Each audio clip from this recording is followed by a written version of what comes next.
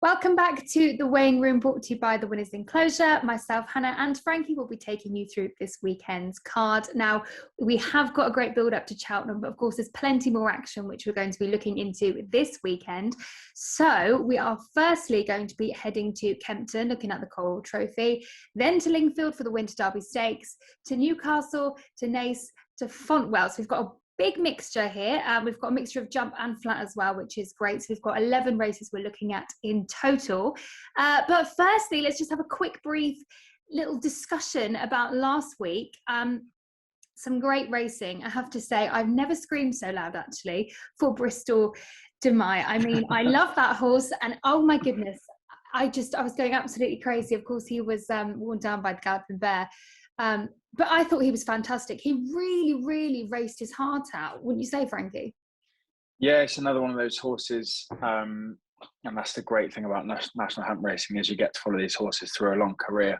And I think there would have been big cheers for Bristol Demai. I think I'm just looking through now, there was loads of impressive racing. It's good to see Mellon win, Tia Hooper impressive. Probably the one for me was Hillcrest, which we didn't get to see or was brought down at Cheltenham. And was taken on by, I can't remember the name, Greenbrook, Benicia Williams' horse, which eventually ran out of steam, and Hillcrest just kept going and going and going. But yes, it's nice to have some real good racing, even in the couple of weeks running up to Cheltenham. Everyone looks at Cheltenham, but the weekend cards have been brilliant, and we got another good one this week. We do as well. And also, Gosham's back in the Winners Enclosure, which I'm sure you were very, very pleased about. Yes, I was. Yeah, well, there's the same owner trainer combo. I've got one this weekend. Shall we have one more, which is aptly named because listening to the owner, they named it after having Goshen and having such a good time with him. They said, "Shall we have one more?" And that's what they named the horse. Yeah. But yeah, it was good to see Goshen to winning ways. It'll be interesting to see where he goes from here. Right-handed, basically. Yeah. Horses for horses. Just to touch quickly on what you just said, this is so true. I was talking to someone about this the other day, about with national hunt racing, they have such, their careers go on for a lot longer. Therefore, you have a great momentum to build up and actually have a bit of a connection with these horses. And I think that's what national hunt racing has that's so special. So without further ado, let's kick off. Let's go to Kempton. We're going to start first race at Kempton, the 1:15, the Coral to finish, 3 bets handicap chase. It's a class 3 for 5-year-olds plus. There are 8 declared to run. The Winners Enclosure's pick for this one is Dayran de Carjac. I'm adding in a little accent there as it is a French horse, so it does make sense. I am going with the current favourite. Is a pound higher, Phlegmatic, trained by Dan and Harry Skelton. There is another one I do like in this race, but I will go on to that in a moment. So this is a 7-year-old, Phlegmatic. Dan is currently 3rd in the leading trainer board at this course. So this horse's last race was on the 11th of February in the 3-mile class 3 handicap chase. He was the 11-4 favourite, winning by 7.5 lengths. He stayed on well this season. He's ran twice here, so he knows the track well. He ran off a rating of 123. He's now rated 130. So he has gone up an amount. He's down in trip from 3 miles to 2 mile 4, which will help him out. He was running at 130 towards the end of his 2020 season, dropped down, and now he's starting to come back up. I do like this horse. I was umming and ahhing for a while because there's an outsider that I do like the look of, the 10-1, currently at around 10-1, Foxborough. It's another 7-year-old. He is bottom of the weights. He carries 11 stone and he wears the cheek pieces. He's rated 118. His last run was 2 mile 3, and he had a £5 claimer on board. He was 1 3/4 lengths behind the winner, carrying 11 stone 7, beaten favourite. Prior to this, he ran at Kempton. He was 3rd to Falco Blitz, 1.5 lengths behind. His form has been much better since that race when he first wore his cheek pieces, so it's sharpened him up quite nicely. He's had a lot of 2nd and 3rds on average in about an 8-runner field in his last handicap races. So I did like the look of that horse. I think at a price I'd probably have him at an each way. I'm just having a look at his form now, and I did like that. But out of the two, I do prefer the Dan Skelton horse. He is top of the market at the moment. So that is my pick for this race. Frankie, I do believe you're going to side with the Winners Enclosure here. It's a good horse. Yes, I am, and it looks like the market is as well. In front of me, I can see 8-1, 6-1, 9-2, and now around 7-2, second favourite for Alan King. It's a tricky race, and we've got a few tricky handicaps like this to cover. This horse is a 9-year-old, and for the last 2 years, its mark has been sliding, and made potentially rightly so, as it hasn't won many races, and its handicap mark has come down from 146 right the way down over the years to 131, and today goes off of 129. But I feel like that could give it a chance. You've got to go back away to find its first or its winner. Last win, you've got to go back to 2019, but that was in a class 3 handicap like we've got today, off a mark of 137. As I said, today it goes off of 129, so a lot lower in handicaps. And looking at its most recent form, especially that run at Cheltenham, and what was a pretty hot graded handicap, came 5th, but 3rd, 4th, and 5th were all in a row crossing the line.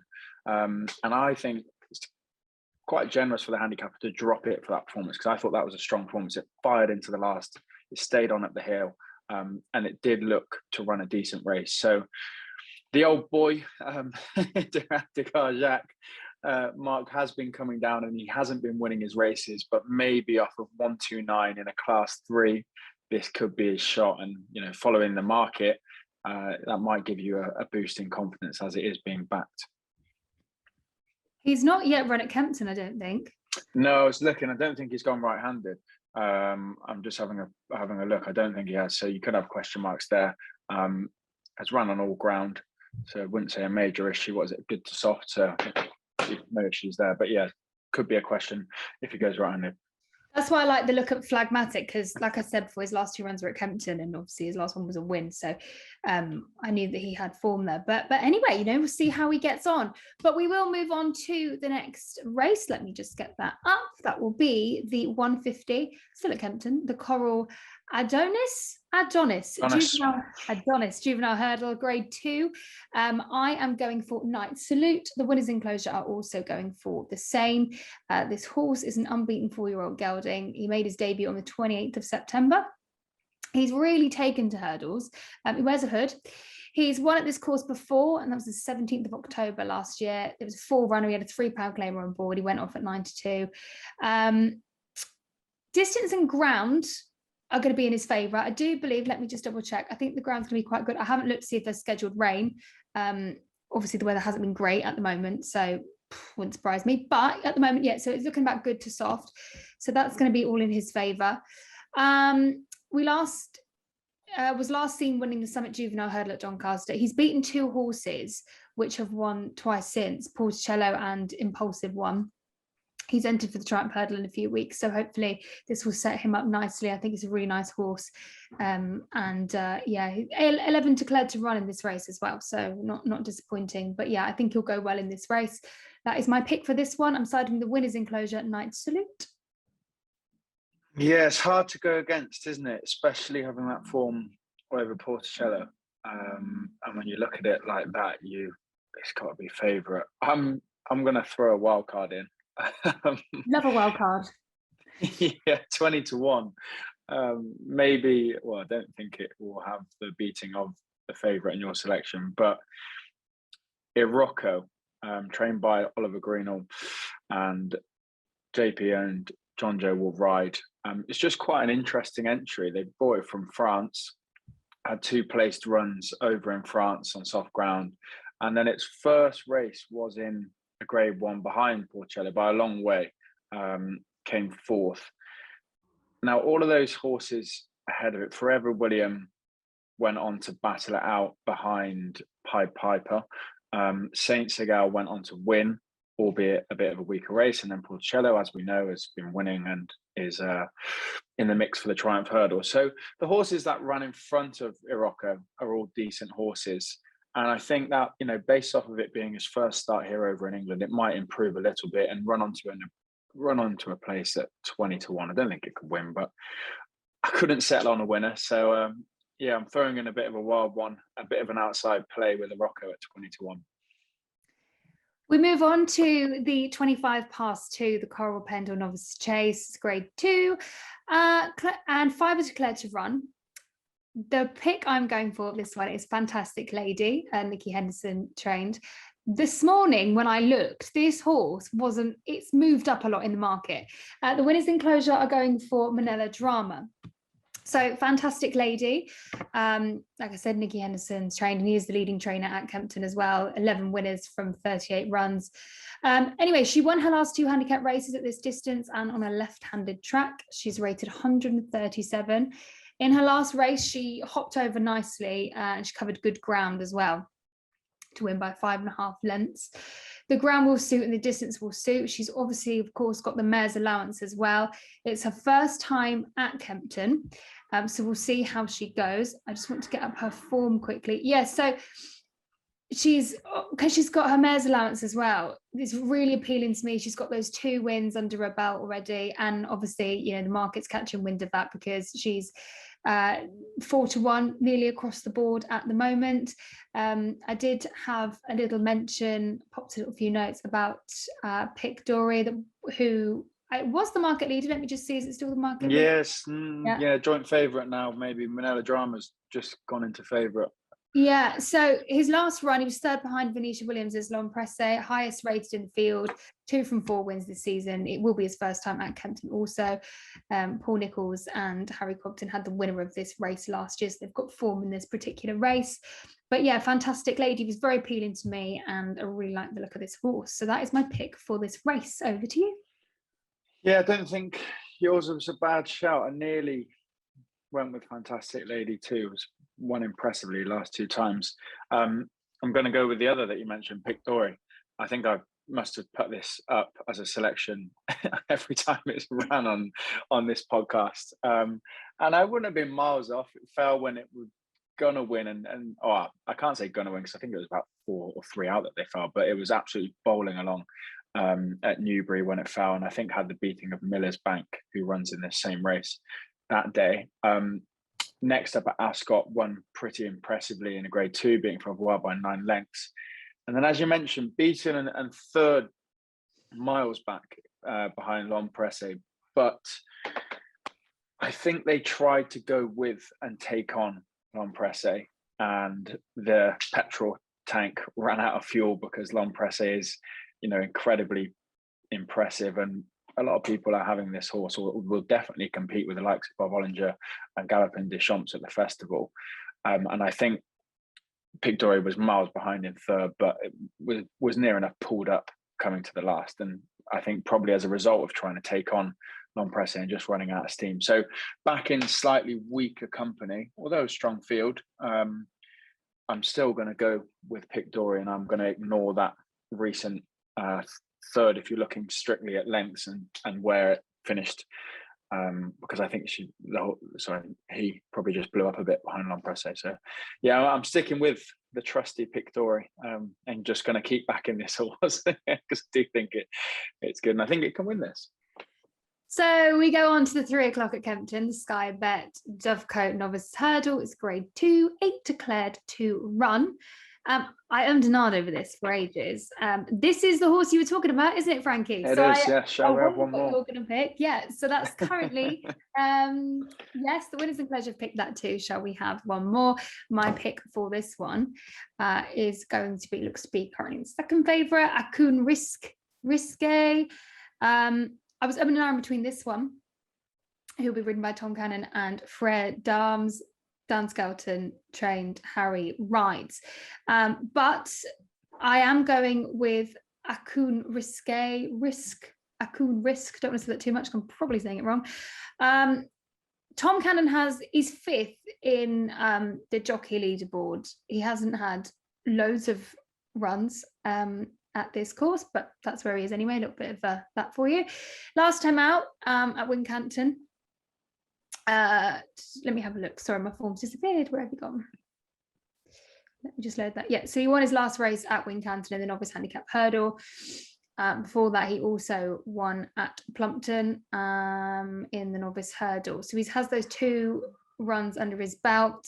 Last run, he won by 10 lengths, 6 runner field, and then prior to that, it was 7 lengths in a 9 runner field. So a fairly decent field there.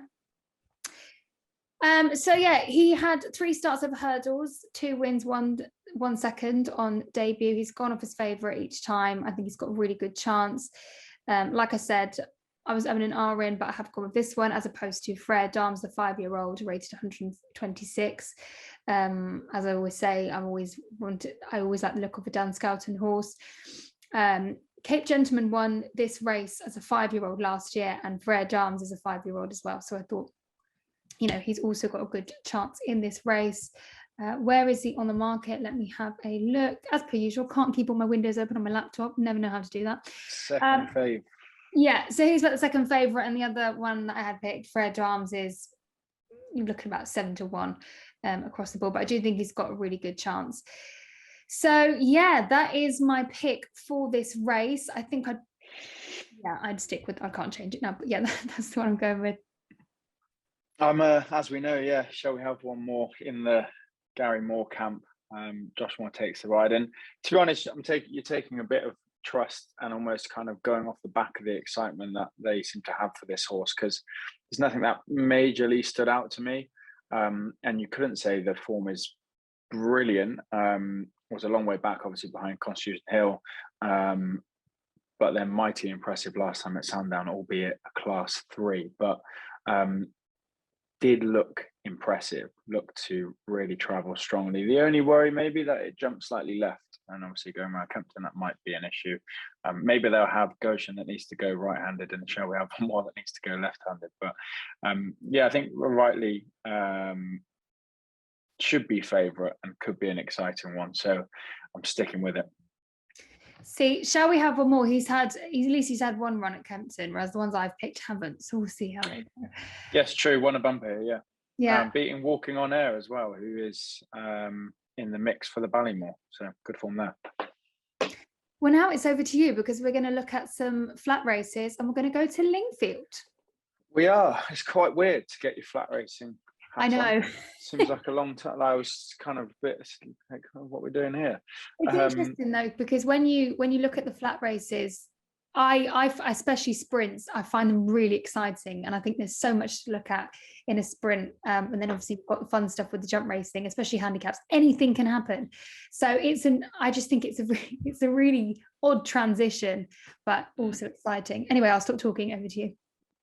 Yeah, we've gone from a novices hurdle to a Class 1 listed 5 furlong sprint on the all-weather at Lingfield. So it's the 1:30 on Saturday at Lingfield.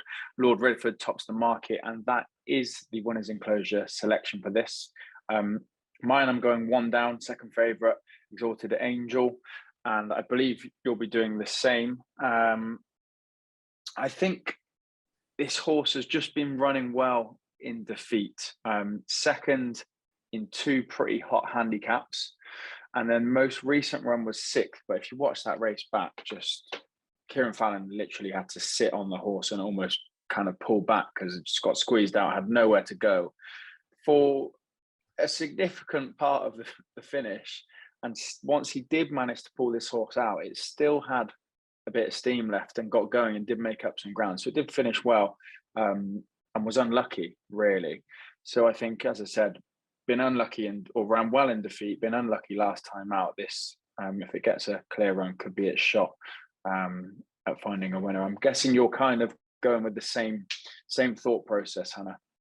I am, yeah. So Exalted Angel, his form at Lingfield isn't the strongest. I think you mentioned that as well. First run, 9 from 11, 6th furlong, last run, 6 from 9.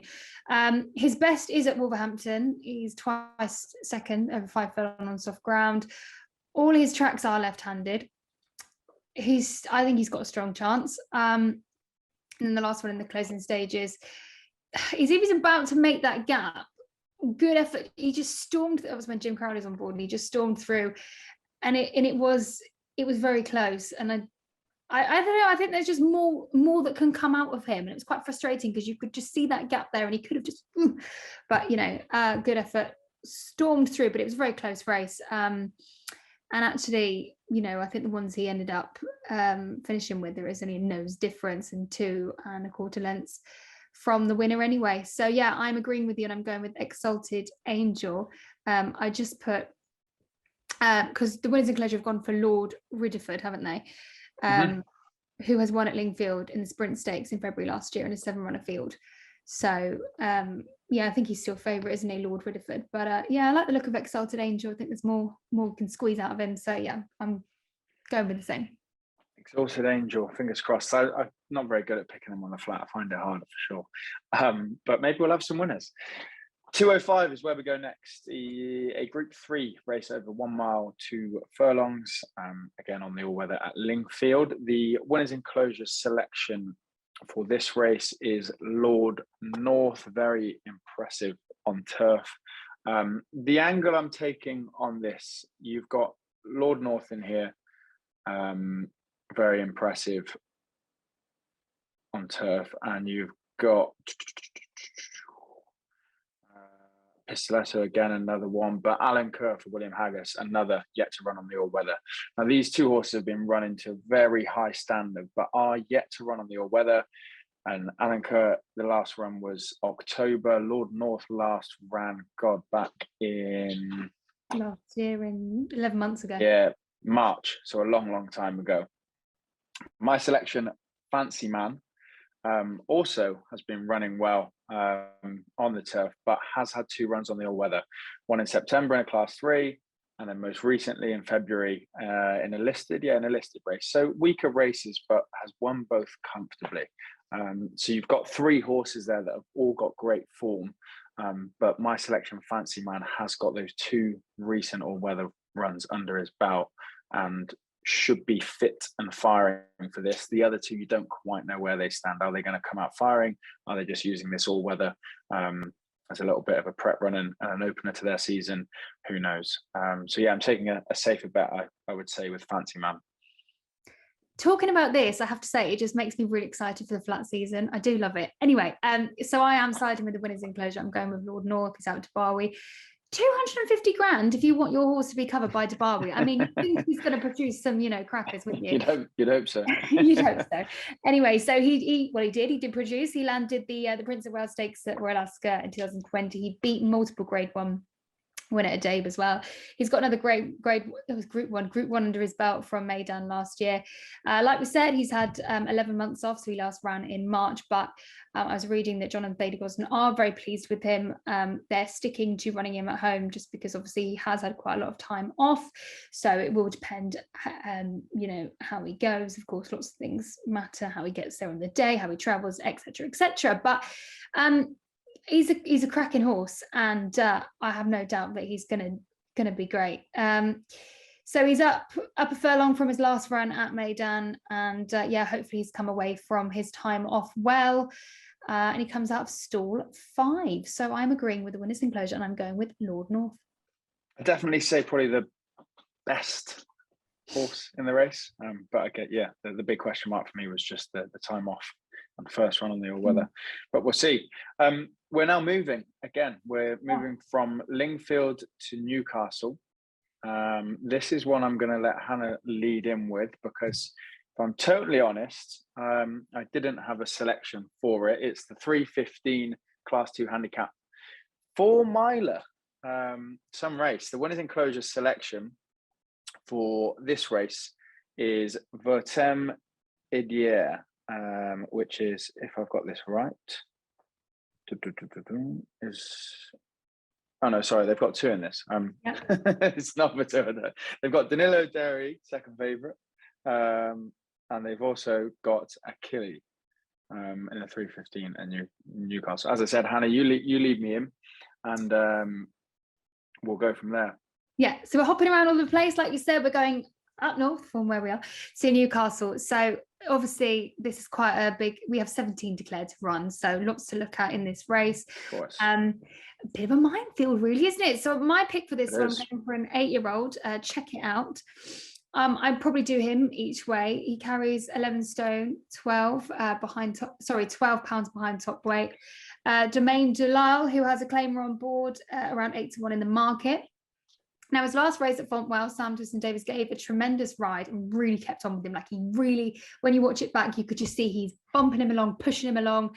And at one point he was alongside with, what was he called? Where is it? I haven't written it down. But he was neck and neck with the other horse. And he he rode him really well. He didn't give up on him and he pushed him along and he won that race, but he looked tired by the end of it. He's not the cleanest of jumpers. He sort of does kind of go through the top 4 inches, and he didn't appear to look most amazingly clean in that jump. But anyway, he won it.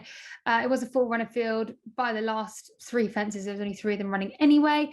He was 5th from 13 at Ascot, and that was 2 miles 7. He was 3rd behind Snow Leopard S. That was a 21-runner field, and that was over the national course, and that was back in November, I think it was. But he had a £3 claimer on board. I do think the longer trip will suit him, but I was a bit umming and ahhing because obviously, like I said, in that last race, he looked tired and it was hard for him. But, you know, there's a big field, so the pace will be steadier, and hopefully he can keep some steam behind him. Out of his 12 handicap runs, he's won 3 of them and he's come close a good few times. I think he's got a good chance. I also noted down actually the winners enclosures pick, Daniel O'Dairy. It's got a good name. I really like the name of that horse actually. Let me just get the form up. Where are we? We are Newcastle, right? Yeah. So he was pulled up. The winners enclosures pick. It was pulled up on his last run. That was at Lingfield, and that was over hurdles. So he'll be going back over fences. He's appealing because after when he won his maiden and he went over hurdles, then he went chasing and he won all 3 of those starts, and that was in handicaps. Then, like I said, he was pulled up at Lingfield, so he's back chasing. So he is quite an appealing horse. There are other pick as well. Achille, that's quite a nice horse. It's got a £3 claimer on board. Venetia Williams' horse, we'll mention her all the time, actually, how great her form is, and always an appealing horse with her. But yeah, it was a tricky one, finding diamonds in a big field. But I do like the look of, check it out. I've written down he was 10-1. Let me have a look now. 10-1. Yeah, 10. Big price, isn't it? Danilo Dairy 8-1. Winners enclosure selection, yours. Check it out, 10-1. Achille from the winners enclosure, 18-1. I've just been looking whilst you've been talking. If I was going to try and pick one out of a big field in 5 minutes, I'd stick with Christian Williams's Potter's Corner. Yeah. We know how well that horse stays. It is running off a mark of 138 in this handicap, but it's got a £7 claim run in Ellis Collier, which you don't see too often on Potter's Corner. I don't know if he has rode Potter's Corner before. Jack normally takes the ride. So with a £7 claim run, we know the horse stays. 4 miles to run on, good to soft ground. It might be there or thereabouts at 16-1. But as I said, it's an inspired choice last minute. So fingers crossed we can have some places between us. I was just going to say, check it out. He's wearing cheek pieces for the first time, so hoping that'll shock him up a bit, keep him a bit more focused. He's got, I think I mentioned already, he's got Claymore on board, but Sam rode him so well. So but it's anything can happen in these races, as we know. Anything can. Anything can literally happen. But yeah, that's my pick for this one. And then we go to Naas, don't we? We do, yes. That's it for Saturday racing. We're now looking over in Ireland on the Sunday. We're starting with the Bet Victor Grade 3 chase at 2:30. Couldn't tell you what's top of the market because we don't know yet, but the winners enclosure selection for this is cashback. I am going to go with Captain Guinness, which is a horse I've just struggled to get on with. I don't really know why. I always thought he was slightly overrated, but I think he's slowly proving me wrong. There's 2 similar horses and angles I was trying to take with this, and both Notebook and Captain Guinness have just ran well in defeat behind good horses. You look at Notebook, he's behind Allaho and Fakir Daderi, who we know won at the weekend. Allaho is obviously favourite and probably the banker for the festival at Current. He's ran behind Anogamine, who's again up there with best chasers at the moment. He's won a race similar to this at Navan. He's ran behind Fakir again. So it's kind of a horse that hasn't won many races, but because he runs in the best of races. The only thing that made me take Captain Guinness over Notebook, and it's similar again. Captain Guinness has run behind Chac and Poursoir. He's run the Tingle Creek behind Grenadine.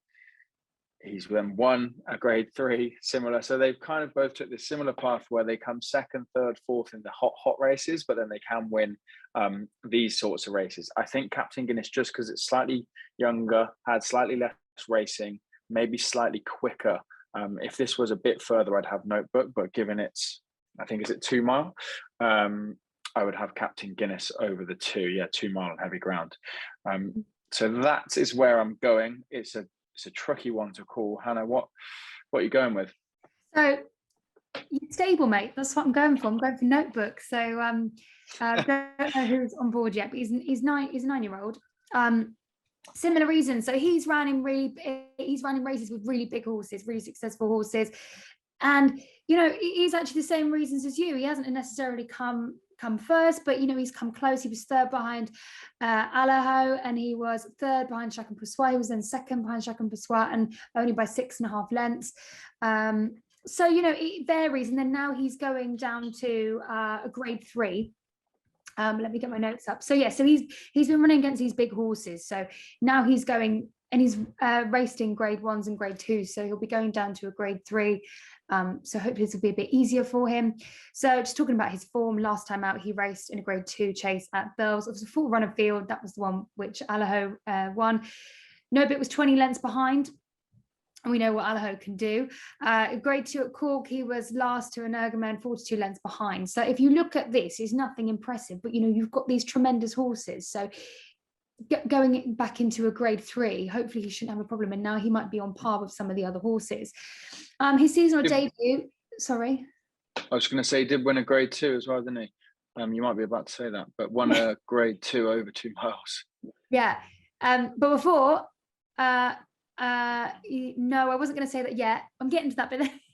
His seasonal debut went in the grade 2 chaser at Navan. He won, beating Sam Crow by 10 lengths. There we go. Yes, the grade 2 he won. And like I said before, he's been second behind Chacun twice. Grade 1 at Leopardstown on the day after Boxing Day, and that was back in 2022. His best season after chasing debut, he had great form. He won 4 from 5.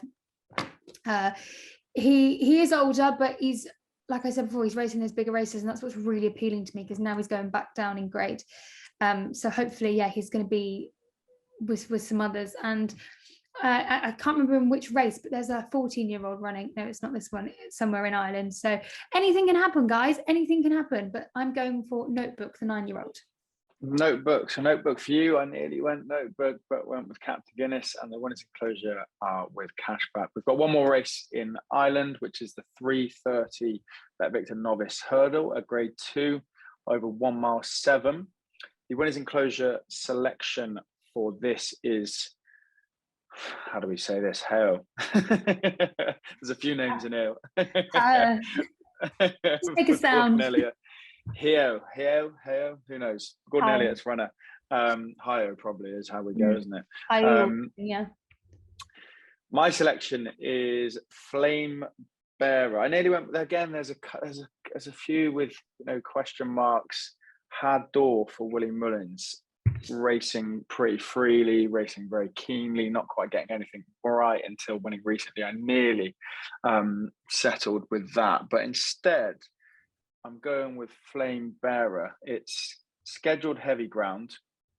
This horse won both its bumpers on heavy ground, and then was pretty well beaten in 5th.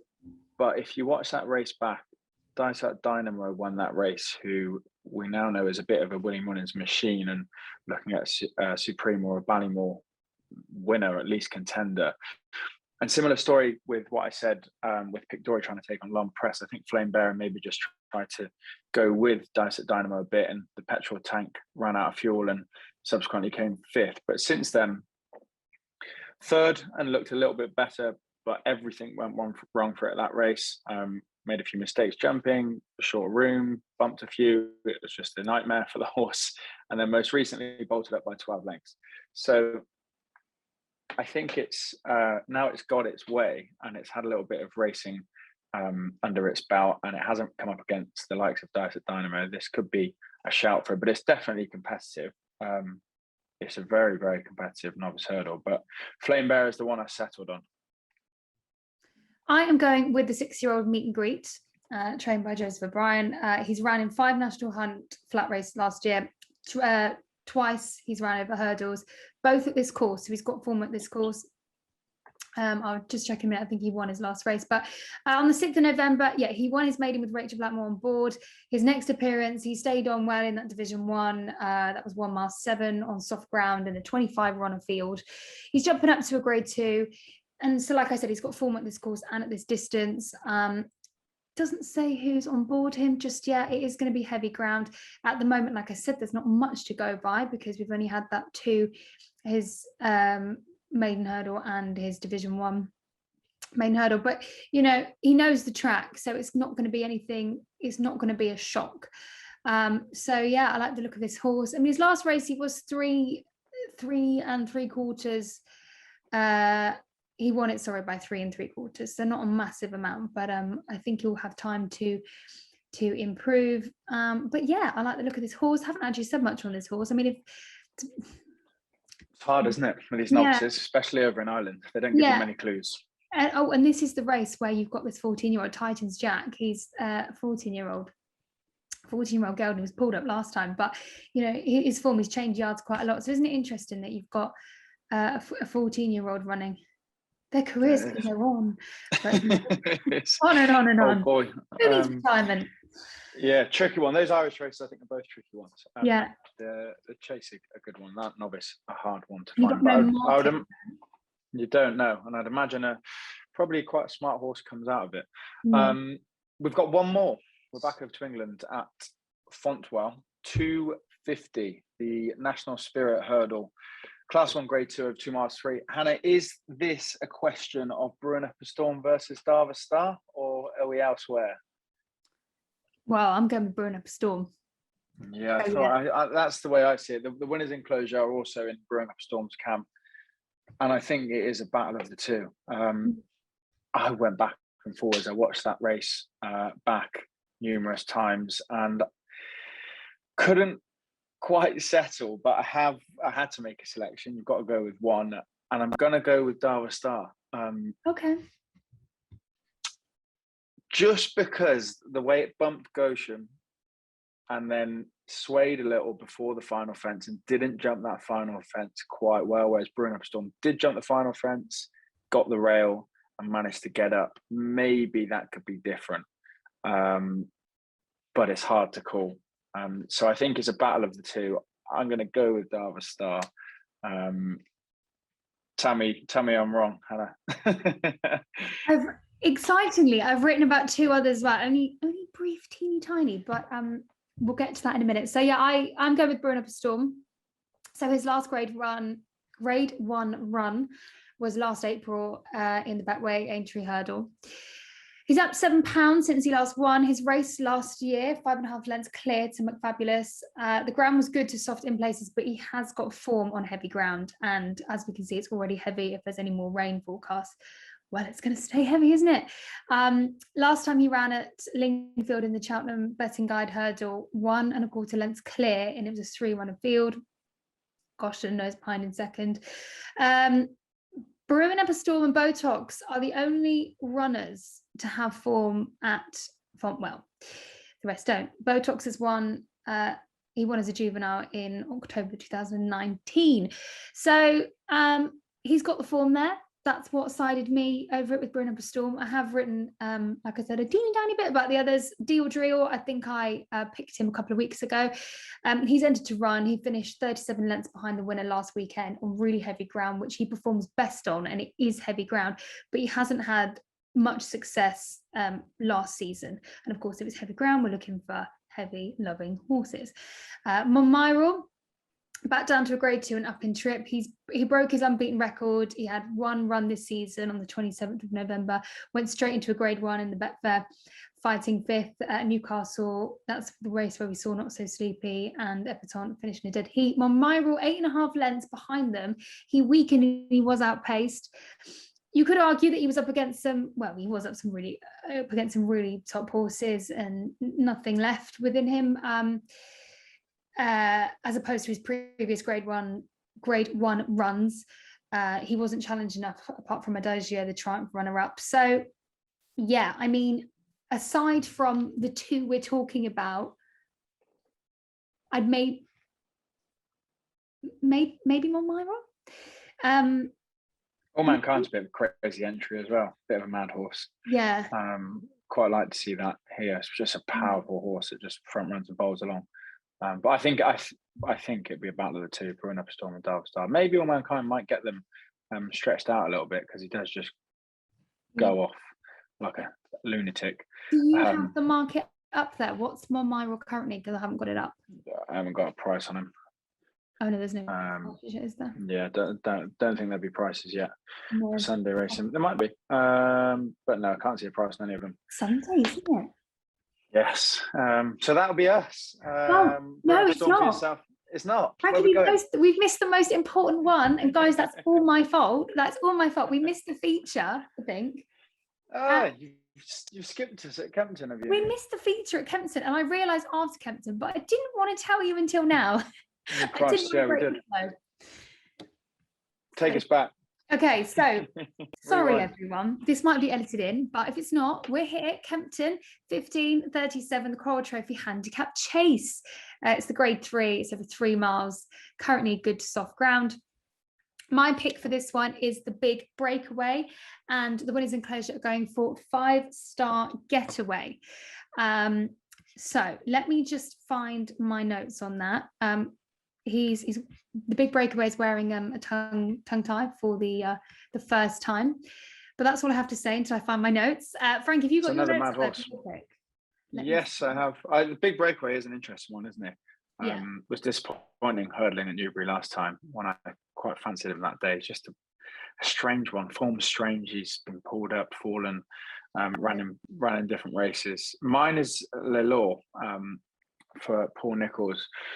Got a carry 11-11 off a rating of 149, which is tricky. But I really liked both of its most recent runs at Cheltenham. The latest came 6th, but was really unlucky and was short of room coming to the second last, which just completely killed this horse's momentum. The race before that came 3rd, and what I liked about that race was it really stayed on going up that hill, and I can't remember what position, but coming up to the last, you would have maybe had this horse coming 6th or 7th. Over the last, it made up ground and came 3rd. That was over 2 mile 4 on that day. This is over 3 miles, is it? Yeah, 3 miles. A question mark, because Lelaw's only gone over 3 miles once and was pulled up before the last, but that was a long time ago. It's a horse that jumps really well, which you need to do to get 3 miles. And as I said, has stayed on up the hill really nicely at Cheltenham over 2-4, which perhaps suggests there's a little more in the tank. Maybe 3 miles might be pushing it. You might want like 2-7, but 3 miles, jumps well. It's heavy in the weights, but handicapped fair enough, I think, based on its performance. Well, handicapper knows more than me, but I don't think it's out the weights, that's for sure. You've also, so Bryony rides, doesn't she? She does, yes. He's got good form at Kempton. I found my notes on the Big Breakaway. It always reminds me of that biscuit. I think there's a biscuit called Breakaway. Anyway, so the Tizzards are on form, and I just feel like you never know with this horse, but he is my pick, so I'm going to tell you why he's my pick. So he went back over hurdles in the handicap at Newbury last time out, which was a good boost for him. He ran nicely, so it set him up good for this run.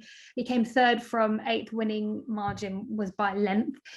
He first ran, it was his first run after 97 days and after a wind operation.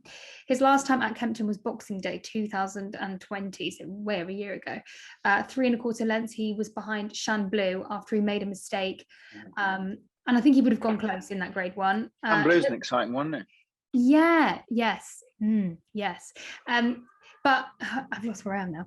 No, he had a good chasing season last year. He ended the season at Aintree where he pulled up 4 out. He fell on debut this season at Newton Abbott, but I mean, all eyes were on Brave Man's Game on his debut, wasn't he? Wouldn't have caught up anyway. He wasn't even jumping that well, the Big Breakaway. And there was a mistake. He mistaken a mistake. Anyway, the stride went wrong. There was a mistake. He fell. But even prior to that, there was no chance behind Brave Man's Game. With Harry sat on board cruising along nicely on Brave Man's Game. But yes, the big breakaway was last seen at Sandown, him and Chantry House. He's 37 lengths behind. He's not the best jumper, but I think he's set up nicely for this race, and it's going to go well in his favour. And it's gone. Oh no, it's here. Yeah, so he's. What prices are we looking at? 15 to 2. 8 to 1, 15 to 2. I've got a big price in this, haven't I? I'm having an absolute punt at 16s down the bottom of the market. Yeah, anything can happen. You know this in these handicap races. But yeah, he wears the tongue strap, the big breakaway for the first time. I think he'll be all right. And I know that, with his form, a lot of people don't have much positive things to say to him, but I think he'll be all right. And yeah, he's definitely ran in better races than this before. Yeah, and you've got, your top weight 11 stone 12. He carries 11 stone 9. Yours is La Law, isn't it? Yeah. Yeah. Got to scroll way down. Way down. £2 higher, but it's exciting because no favourites here. Well, actually, you've got, I think the winners enclosure are looking at about second favourite with 5-star Getaway, aren't they? So this will be interesting to see. But they, as I say, we don't know. Anything can happen. That's the exciting thing. Anything can happen, and surprises and big prices may come in. So who knows? But my pick anyway is the big breakaway. And that will do us. Am I right? That's the lot. I think that's it. I think should be that is the lot for Saturday, Sunday. Another great weekend's racing. I think harder than last week in terms of selections, but hopefully we get a few prices in these big each way handicaps. Do we have a nap, Hannah? No. Put you on the spot. I don't have one myself. I don't know. I'd struggle to pick one out of all of these. Maybe pick Dory for me. Mine's Fantastic Lady in the 225 at Kempton. I really like this horse. I'm really looking forward to watching her run. Yeah. Fingers crossed. Well, that is it from us. Another weekend. That was an enjoyable one. We're getting very close to Cheltenham. We will soon be talking about Cheltenham. But before that, let's get some winners across the weekend. Thank you very much, and we will see you next week.